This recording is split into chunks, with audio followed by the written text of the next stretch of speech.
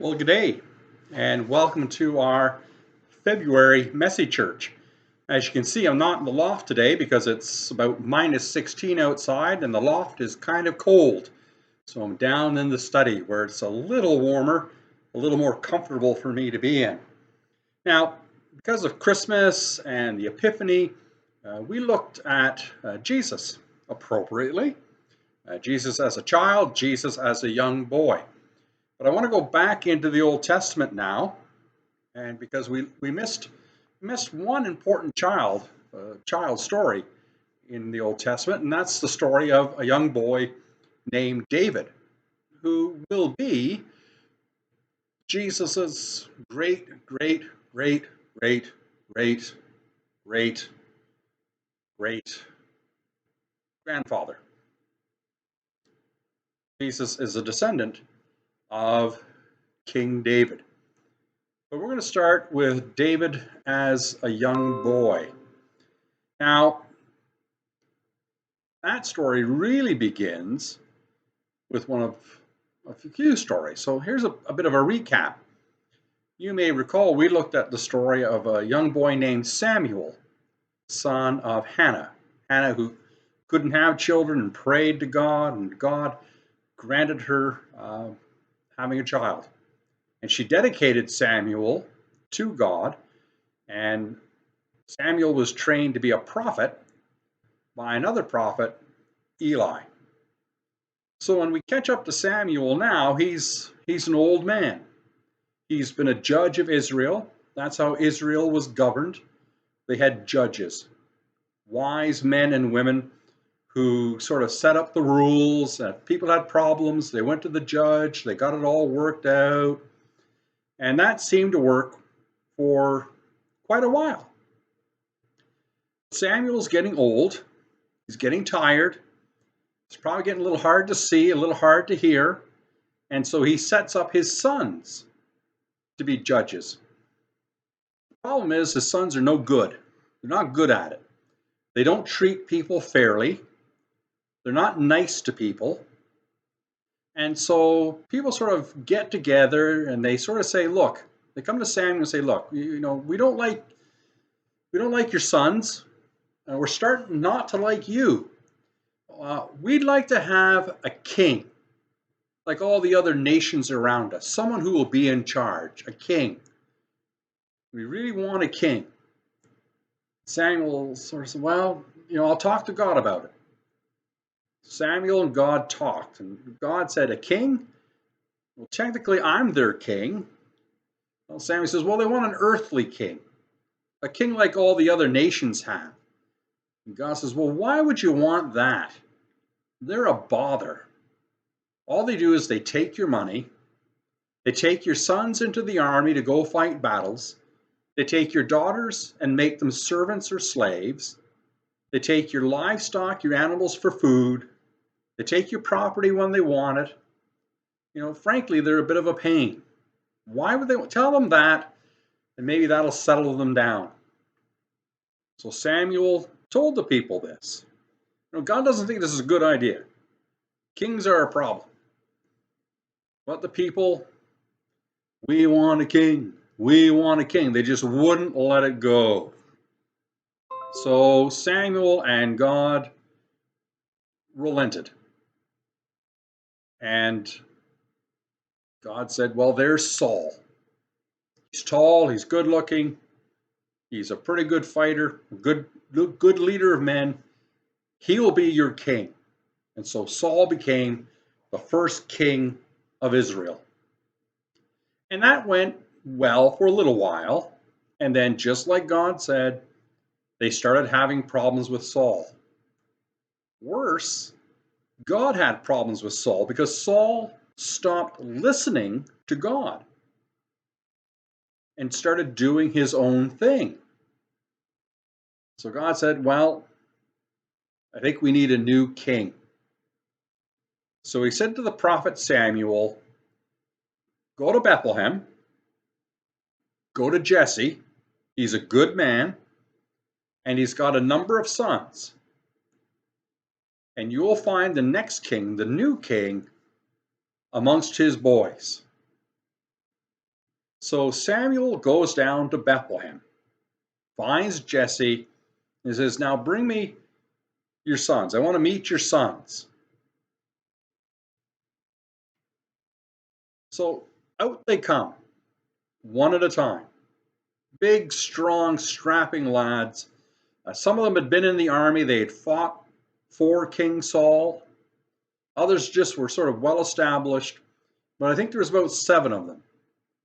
And Samuel would look one up and down and kind of say, "Is this the one, Lord?" And God said, "No, not that one." Then the second son came out. "Is this the one, Lord?" "No, Samuel." Next. So we went through all 7 sons. Finally, Samuel said, "Lord, none of them?" "None of them." So Samuel said to Jesse, "Do you have anybody else? Do you have another son?" "Well, yeah, I got my youngest. He's just a little shepherd boy. He's out in the field looking after the sheep." Well, Jesse says, or Samuel says to Jesse, "Go get him. I want to meet him too." So off they go. One of the brothers goes and gets him and gets his youngest brother, whose name is David. David had strong eyes, good looking, and he was a really good shepherd. He looked after his father's sheep. He kept bandits away. He chased off bears and lions and other animals with his slingshot. And Samuel looked at this little boy, who had to be maybe 10 or 11 at the time, and said, "Lord, is this the one?"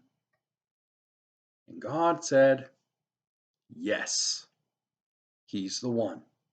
Anoint him, and in time he will be king."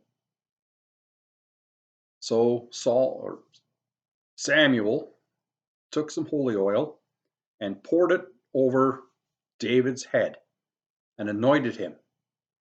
It's a public way of saying to people, this person is special.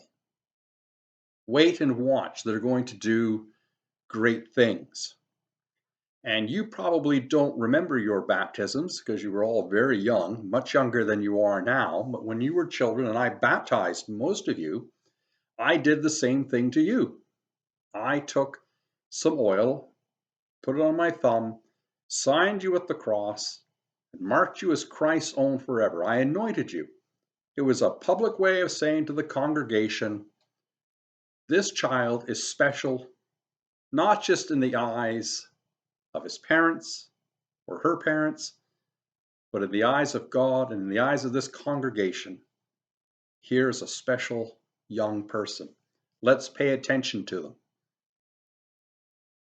So that's how David is appointed or anointed to be king. Now, he's not going to be king right away. He's got some growing up to do, and there will be some other adventures. And we're going to look at those next month, David and Goliath. But for now, it's important to hear this part of the story. Because one, it reminds us that you're never too small, you're never too young for God to use you. God could use you in many ways for the work of his kingdom here on earth. Right now, you might think, I'm only a child. Well, Jeremiah, another great prophet, said the same thing. And God said, don't worry about it. I'm with you. And God is with you. And you can do some wonderful things. And we're going to talk about something that you can do to help. The other thing to remember is David was the smallest. He was kind of the runt of the litter. But God cares about what's on the inside, in our hearts and in our heads. That's what matters to God. It's not what we look like on the outside. So it doesn't matter if you're tall or short, thin or fat, the color of your skin, your hair, your eyes. Nothing on the outside really matters to God. What really matters to God is what's in your heart. Do you really love him? And it is said of David that he was a man after God's own heart. He loved God. He wanted to do right by God. He often made mistakes. He wasn't always perfect, but his intention was to be the best that he could be, and God saw that. So that's an important thing to remember too. It's what it's in our hearts and our minds that matters most to God.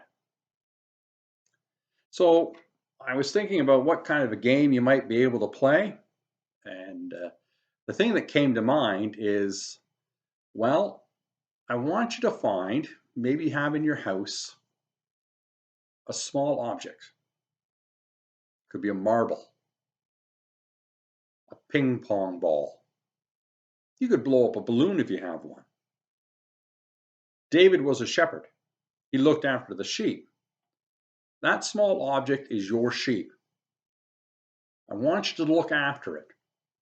If your parents are really brave, they might give you a raw egg, still in the shell, and say, look after this egg for a whole day. Don't drop it. Don't lose it. Don't break it. And at the end of the day, we'll put it safely back in the carton, in the fridge, or wherever you keep the eggs.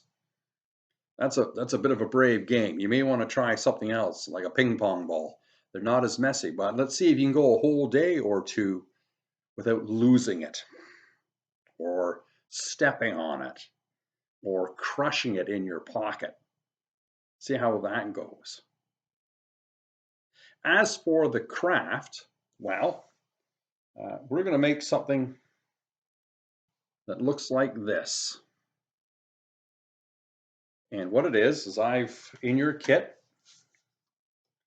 you're going to find the cutout. You get to color it in. I used pink and red for hearts. Don't worry about this little stick part, but you color it in. Then you cut out this dark part out here on both, 1 and 2. So you have something that looks like this. With it,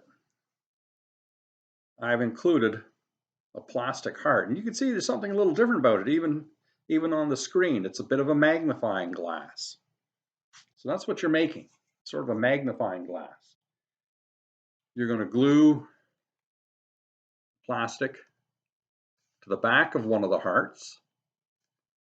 You're going to glue on a stick, and I've given you the stick. You're probably going to want to use white craft glue. The glue sticks won't do it. If you have a glue gun at home, even better. Don't worry, the heart is bigger than this one. You'll see that it covers it completely. There's still some room. And then once you've glued that, you've let it dry, you can glue on the other heart so it kind of matches up like that. Oops, I didn't glue it. I just and you can see it's a bit of a magnifying glass. I can take, oh, there's my wedding ring, nice and big. There's my fingerprints, nice and big. Okay, so that's the craft for this one. It's a nice way to remind us that God looks at what's inside. That's what really matters to him. Now I said, you're never too small for God to use. So I have an assignment for you that you can help Father Bill with. In your kits, you are going to find 1 or 2 or more envelopes. It's got the church address up here. It's already been stamped. Then there's an address here. It's addressed to one of our parishioners who lives in a retirement home or a nursing home. What I'd like you to do, you can do it any number of ways. Valentine's Day is coming up. And right now, because of COVID, a lot of people can't come in and visit their family or their friends in nursing homes. So it'd be nice to send them a Valentine's Day card. So maybe, go to your piggy banks, go to the dollar store, buy 1 or 2 cards, sign your name and sign St. Thomas's Messy Church and put it in this envelope and you can mail it to them. Or perhaps mom and dad have already gone out. I think they still exchange Valentine's Day cards at school, and you get a box of 30 or so. And if you don't use all of them, you could use 1 or 2 of those to send to a person. That would be nice. Or better yet, find some paper and some craft supplies. We have all sorts of stuff in our houses these days, and just make a nice Valentine's Day card for this person that you've got, whoever it is. Maybe it's Ellen or Lynn or Jim or Bob, doesn't matter. Just say, remember, God loves you, and so do we.